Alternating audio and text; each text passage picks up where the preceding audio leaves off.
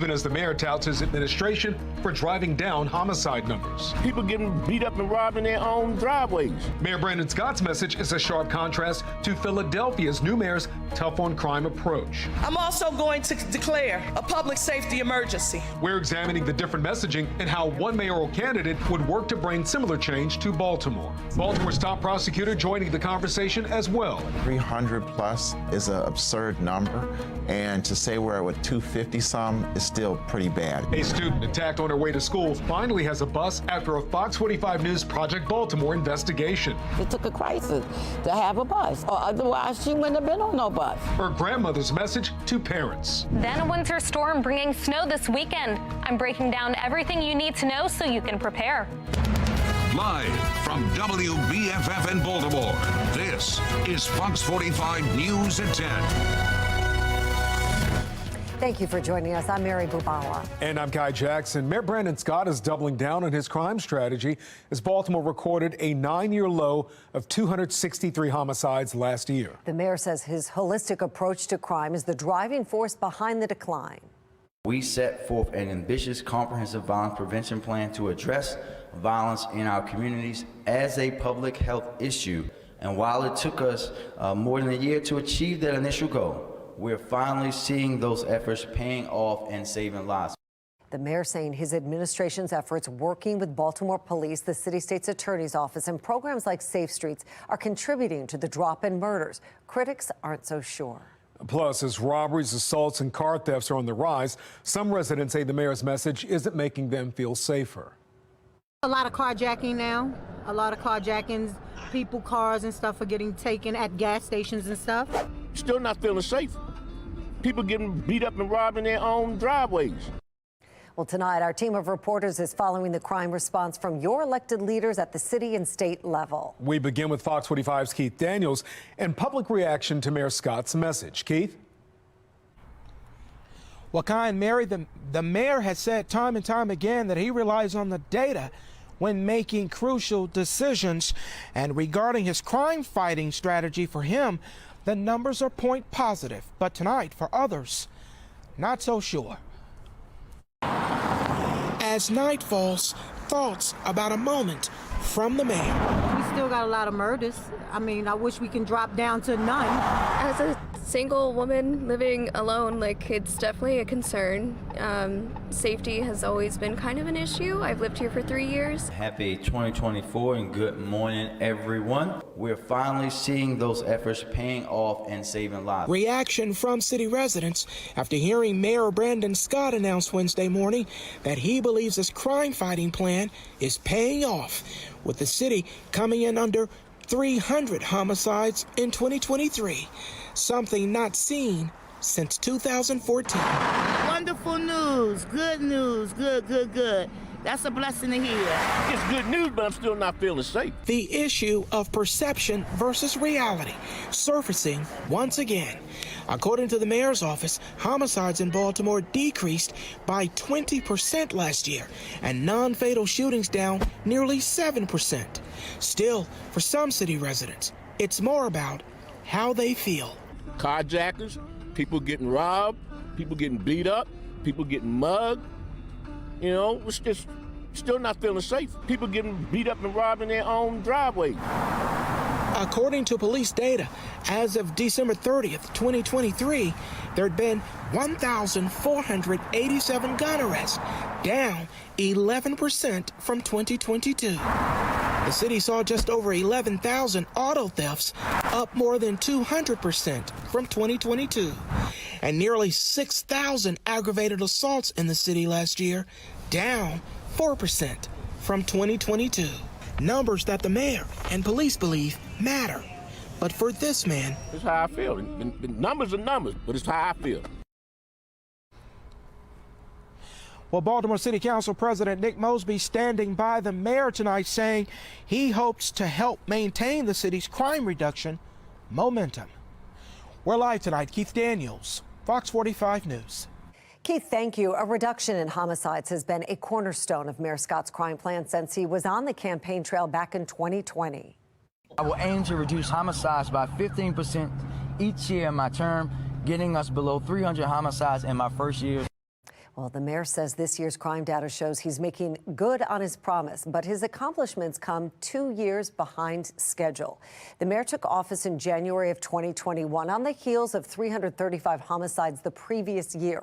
A 15% drop in 2021 would have really saved 50 lives. In 2022, a 15% drop would have saved 88 lives. And last year, a 15% drop would have saved 57 lives. That brings us to our question of the day. Do you feel Mayor Scott's crime-fighting strategy has made your neighborhood safer? We'll check in on those results coming up at 10:30. The Scott administration is touting the success of the Safe Streets program, saying Safe Streets workers deserve credit for the historic drop in homicides. The mayor's Office of Neighborhood Safety and Engagement, or MONSE, oversees that program. The incredibly committed staff of Safe Streets, the flagship of Baltimore's CVI ecosystem, used their credibility to mediate well over 1,400 conflicts in 2023. Each of these conflicts had the potential to turn violent and did not because of the work of the men and women of Safe Streets. Program Director Stephanie Mavronis says Safe Streets completed 1,400 mediations, but it's not clear what a mediation entails. Fox 45 News has been asking what a mediation includes, how workers track and report them, and how the program defines a successful mediation. These questions came up in the wake of the Brooklyn Day mass shooting. Mavronis said Safe Streets workers successfully mediated 5 conflicts before the shooting, but wouldn't give any more information. MONSE said there is a form for evaluating mediations, but the mayor's office has refused to hand over that blank form. There are also questions about how successful the program is. In 2022, an internal report showed inconclusive data about the program's effectiveness, showing varying rates of success at different locations. After that report, the mayor shifted management of all Safe Streets locations from a patchwork of community-based organizations to just 2. Today, Director Mavronis is touting the program's success. Last year's program evaluation of Safe Streets showed this program produces reductions in homicides and non-fatal shootings in neighborhoods where it operates, generating anywhere from $7 to $19 in economic benefit for every $1 we invest. And we're committed to its continued success in partnership with our communities. Mavronis says Safe Streets reduces homicides and shootings in the neighborhoods where they operate. The Bel Air Edison location tells a different story. That site has been closed since late October when the FBI searched it. In late November, Fox 45 News found there had been no murders or non-fatal shootings in that Safe Streets zone in the first month it was closed. Before that, there had been 3 murders and 6 non-fatal shootings. The state gun charge against the Bel Air Edison state site supervisor was dropped today. It was filed after the FBI searched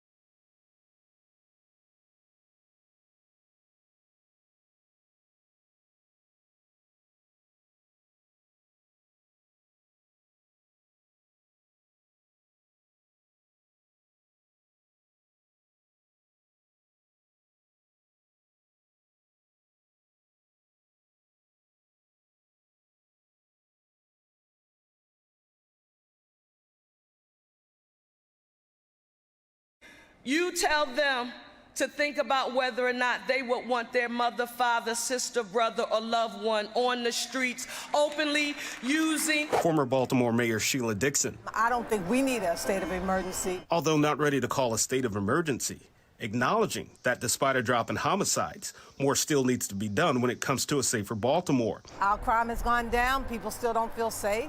You know, we're dealing with quality of life issues that, you know, hasn't been a focus in the city. Touching on those quality of life issues, Mayor Parker is going full force after. You've got to balance how you tackle crime.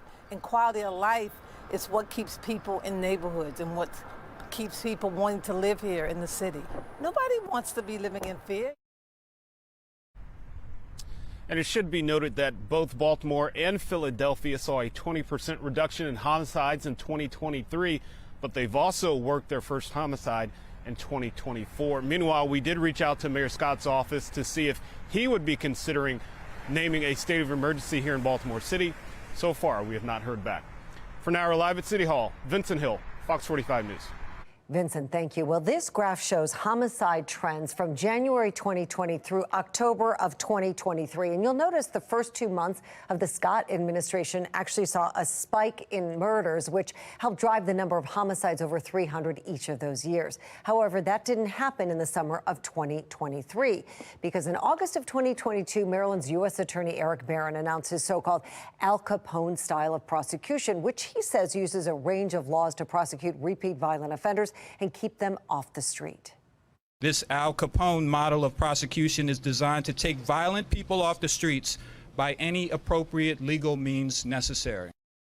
And then 1 year ago, Baltimore City State's Attorney Ivan Bates took office. In his inaugural speech, he told the city he would be tough on crime and had a strong message for any potential criminals.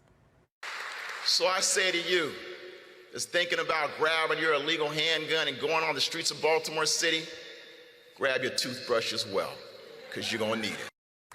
And then we see another drop around July of 2023. It was around that time that Eric Barron and Ivan Bates announced a few big wins. In the span of just a few days, the two offices announced 8 defendants pleaded guilty or were sentenced for gun crimes. All of them were repeat violent offenders. Barron saying the results of their partnership is clear.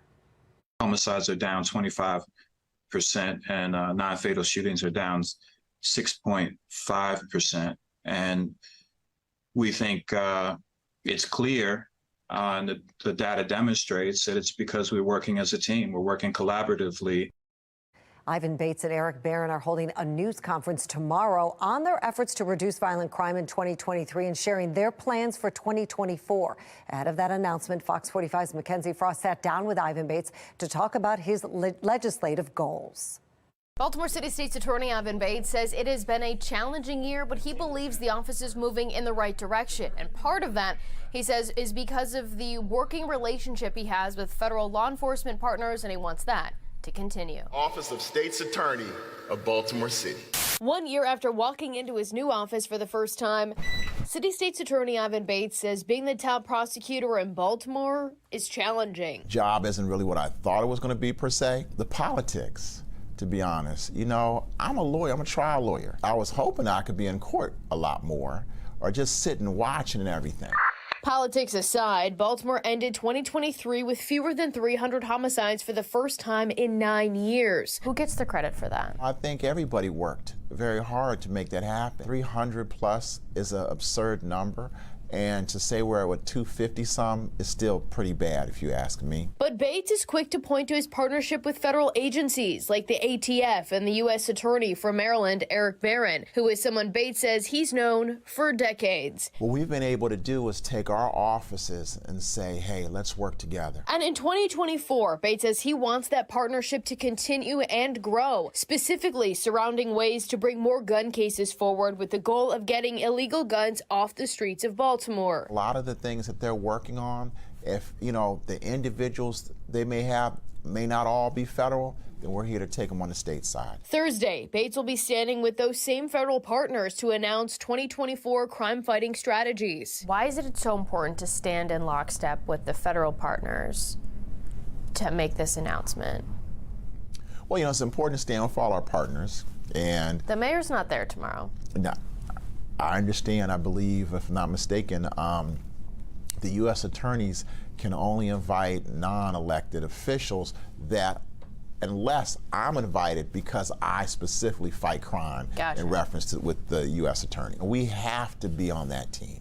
Those are the ones that we're doing the heavy lifting with. With the next legislative session just days from beginning, Bates is once again calling attention to how juvenile cases are handled within the Department of Juvenile Services, taking issue with the intake process and how non-attorneys are deciding when certain charges can move forward. Almost 33% of those were individuals based on our research and analysis that says these are cases that should have gone to a juvenile magistrate, and DJS should not have been allowed to make the call. That's exactly why I've been yelling, screaming, tweak this law and just say DJS does not have a say, but yet let's give it straight to the judge automatically with certain offenses. Bates says he's continuing building his relationship with DJS Secretary Vincent Schiraldi, something he says is critical to ensure everyone involved in addressing juvenile crime is on the same page. With 1 year down, a legislative agenda and momentum building for curbing violence, Bates says he knows partnership will pave the way for a safer Baltimore. As far as I'm concerned, 2023 was last year. I got to focus on what's next. I do know this. I woke up understanding there was a murder victim already this year. So we need to focus on making sure we solve that case and finding justice for that family. With the legislative session set to begin next week, we'll be keeping track of any proposal that has to do with juvenile policy as this debate gets underway. In the newsroom, Mackenzie Frost, Fox 45 News. The city state's attorney says that he's working on his relationship with DJS Secretary Vincent Schiraldi. I believe, talking to Secretary Schiraldi, he really gets it. But I also think that he's dealing for culture and DJS, where you have individuals who just don't want to ever, no matter what young people do, ever want to have a young person detained. So he's fighting that culture. Well, Schiraldi has been criticized for his views on juvenile crime. Fox 45's Jeff Abel is live right now with how those views could impact this year's legislative session. Jeff. Well, you know, the governor has made it clear that the DJS secretary has his full support. But tonight, some lawmakers are also making it clear that change is on the way. With juvenile crime at its peak, the tug-of-war over Maryland's juvenile crime laws is growing fierce. And in the center of it all is Department of Juvenile Services Secretary Vincent Schiraldi. Secretary Schiraldi is a person who is a reformer and has a history of being a reformer. The governor says that he's a reformer, but he has no track record of reforming anything.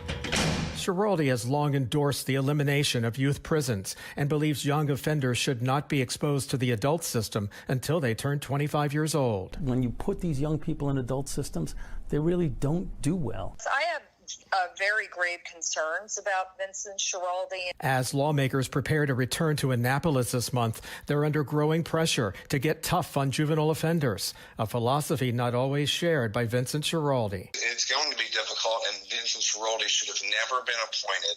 It was a mistake. He's proven he's not the guy for a job. I think the tide is turning, so I'm hopeful that we can really make good, effective change, and we'll see if we have to work around Vincent Schiraldi and his Department of Juvenile Services. Some lawmakers seem convinced they can work around the secretary to make meaningful change. In Baltimore today, Mayor Brandon Scott wouldn't say whether Schiraldi is helping in Baltimore's war on juvenile crime, but he did say this. I've stated my position on this probably about 2 billion times. This is also not about one individual. And this is where I'll go a little deeper. This is about a system that needs to be changed. And in Annapolis, lawmakers predict changing the system won't come without a fight. And it's going to be difficult, but we are the elected officials here in the House and the Senate, the legislature, not Mr. Schiraldi. I think the citizens in Baltimore City and the residents in Baltimore City, Prince George's County, and Montgomery County are really going to have to hold their legislators accountable and demand that they protect them. Schiraldi was the only cabinet appointee of the governors that did not earn the full support of the legislature. We're live tonight. Jeff Abel, Fox 45 News. Jeff, thank you. Let's go back to our question of the day. Do you think Mayor Scott's crime-fighting strategy made your neighborhood safer? So far, 99% of those who voted say no. Head to foxbaltimore.com/vote to weigh in. We are getting ready for our next weather maker, and it's going to bring snow and rain to the state. That's going to happen this weekend. Tomorrow, we stay dry, but it will be a little bit breezy. We're looking at the mid-40s, and then temperatures continue to fall. 40s once again on Friday, the low 40s. Then on Saturday, upper 30s, low 40s, and that's when that weather maker arrives, leading to the chance for rain and snow. Now, there's still some uncertainty on the exact track. However, we do know that it is going to bring rain and snow to portions of the state.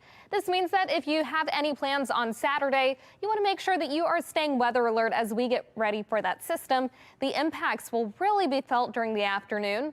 Coming up, I'll have a closer look at the timing and what we're currently tracking in my Weather Authority forecast. Back to you. Jasmine, thank you. Watch us Saturday night and Sunday morning as this next weather maker moves through the area. Our team of meteorologists will be tracking the storm and will help you prepare. And anytime severe weather hits, you can stay ahead of the storm with the Fox 45 Weather Authority app. To search WBFF in your app store. Coming up on Fox 45 News at 10 o'clock tonight, a Howard County student who says she was attacked on her way to school now has a safe ride to class following Project Baltimore's reporting. Her grandmother's powerful message to parents. Maryland's only Republican congressman joins 60 of his colleagues at the southern border. His criticism for the Biden administration and the administration's response. And we're looking into the future for Harvard's former president. She handed in her resignation letter after several controversies. Why her next steps have some outraged.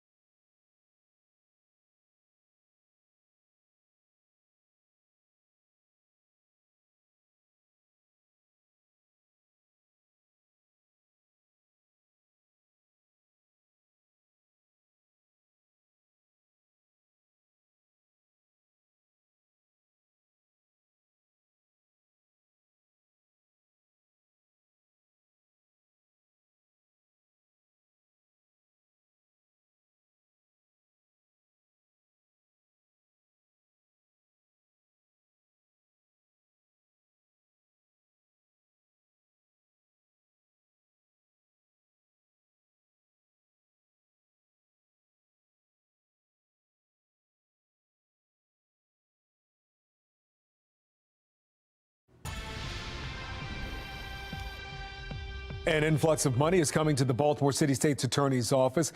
State's Attorney Ivan Bates says the governor has agreed to provide the office roughly $800,000 this year and next year to make what Bates says are critical staffing and technology upgrades, speeding up the body camera footage review process and more.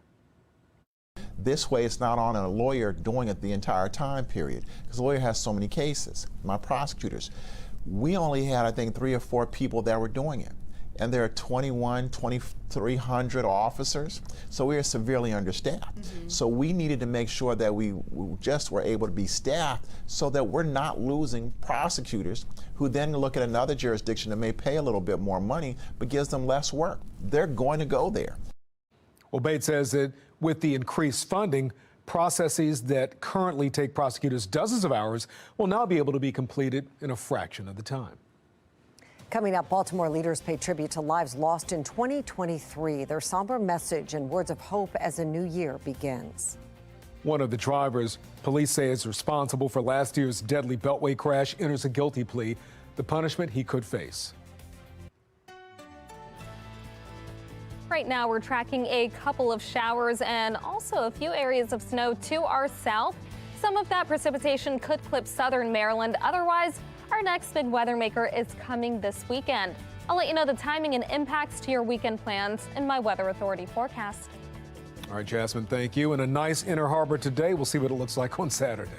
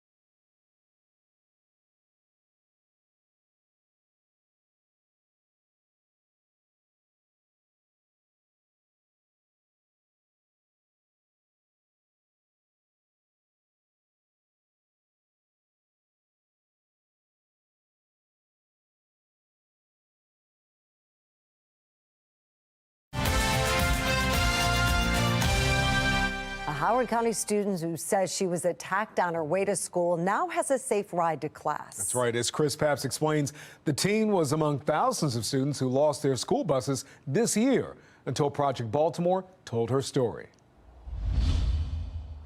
Come on, Jada. Michelle Williams and her granddaughter Jada are back to their old routine. She's going to school safely. Every morning, together, they take a short walk just to the edge of their neighborhood and wait.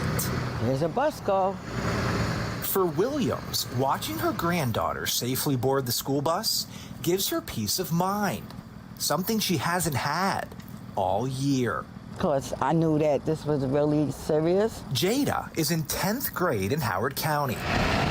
Last year, a school bus drove her to and from Wild Lake High School. But this year, Jada was one of roughly 3,500 students who lost their bus when the district increased the distance students must live from school to receive bus service. Well, if you're trying to save money, you're messing up kids' lives. Some kids are trauma. I got one that's trauma, so I know I've experienced the trauma of her not having a bus. In late November, Jada and her friend were on their way to school at 7:30 in the morning. Instead of walking, they decided to take public transit.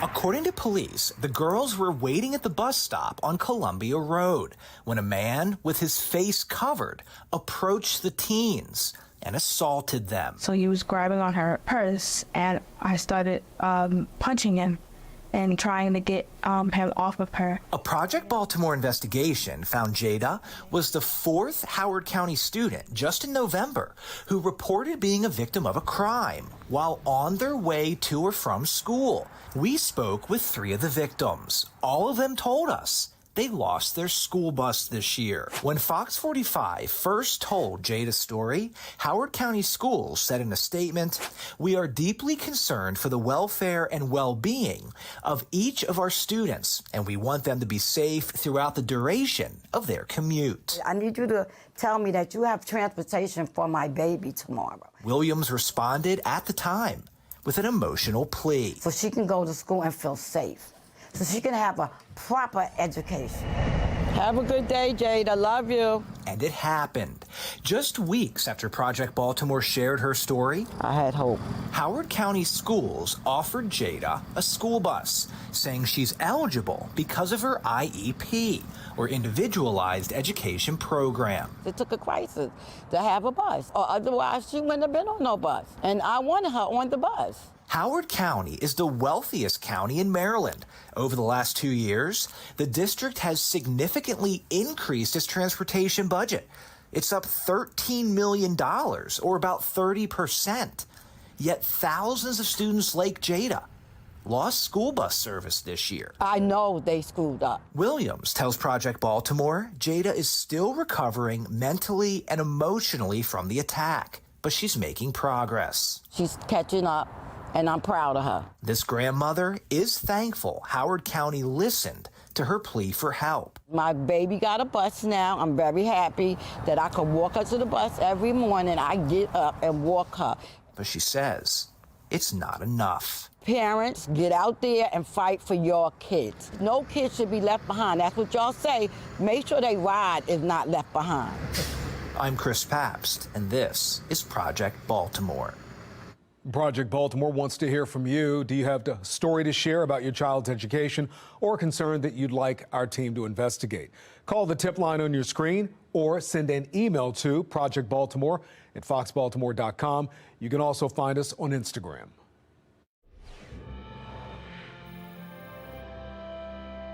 Amazing grace, how sweet the sound. Dozens of Baltimoreans gather at City Hall this evening for a ceremony to remember the lives lost in 2023.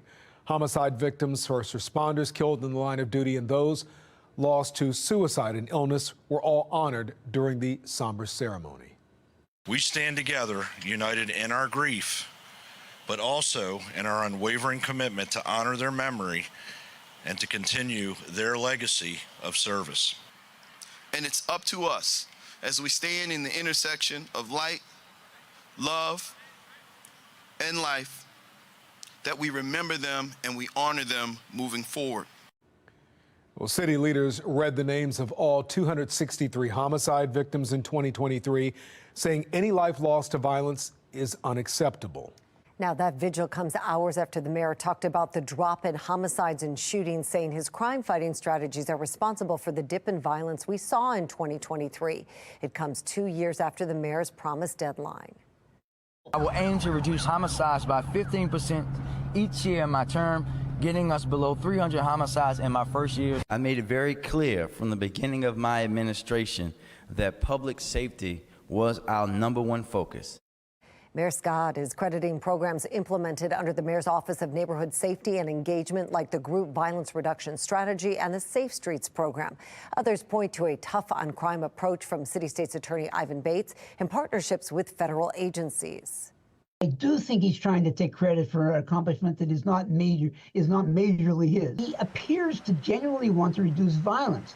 but he doesn't appear to ever be willing to take courageous steps, one of which would be when he had an totally irresponsible state's attorney, he wouldn't say anything.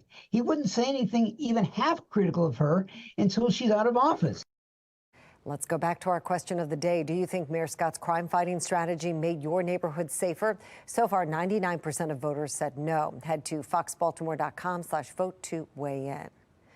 U.S. Postal inspectors are investigating after a group of people burglarized a mail van in Cross Keys in North Baltimore on Saturday. Baltimore police say the suspects broke the windows of the vehicle and stole what was inside. Stealing mail is a federal offense, and the suspects could face federal charges. One of the drivers in the deadly Baltimore Beltway crash last March is pleading guilty to 6 counts of vehicular manslaughter, 1 for each construction worker killed in that crash. Fox 45's Amy Simpson has more on the plea, and another driver also facing charges. The tragedy happened last March 22nd. Traffic cameras capturing the moment 2 cars clipped on 695, sending 1 car between Jersey walls and into a work zone, killing 6 construction workers on the job. Today, the Baltimore County State's Attorney's Office says one of those drivers, 20-year-old Malachi Brown, pleaded guilty to 6 counts of automobile manslaughter. Man, my brother innocent. He's innocent. Brown's family visibly emotional after an initial court hearing last summer. Now, prosecutors say they'll recommend 10 years for each of Brown's 6 counts of manslaughter, totaling a possible 60 years. But prosecutors also saying they'll recommend most of it be suspended, with just 18 months to serve behind bars. No driving during 3 years of supervised probation and 40 hours of community service. Is literally the only person in this entire tragedy who has accepted any level of responsibility for the death of 6 innocent people at this point.